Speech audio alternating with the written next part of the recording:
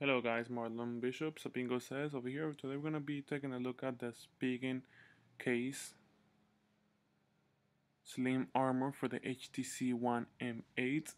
It's a very nice case. Let's actually go ahead and unbox this and see what comes inside the box. So first off, we have the actual case. It comes in a little nice packaging, and that is all that we get on the actual box. Nothing else comes inside. Very minimalistic, but it gets straight to the point. So looking at the case, so far, we have this pouch. We're gonna take it out.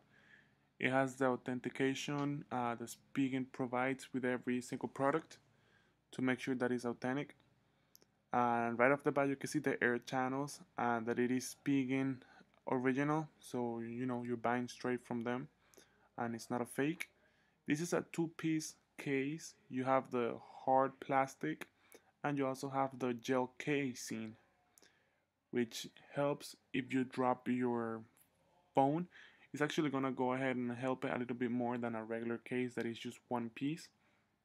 And as you can see, it's made for the HTC One M8, and that is very nice. A little information where it's designed and everything. So there you go. That's the hard plastic on the back, and this is the soft shell of the case, and that's where you. Okay, guys, to actually go ahead and put the case is very easy. All you gotta do is snap the gel part first, and then once that's set and put in place correct, you want to go ahead and grab the hard shell and put it in through the volume keys first, and then just slide the rest in. Make sure that everything is fitting correctly so that you have the maximum protection that you can actually get from this case. It's very good looking. It has a very soft, smooth plastic on the back. All the cutouts for the dual cameras flash are there for the volume keys as well. Very easy to access and responsive to the touch. Nothing on that side. You have the ports for the microphone jack and the charger. Easy, no problem there at all.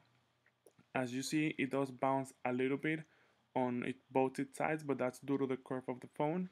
It's not the case problem.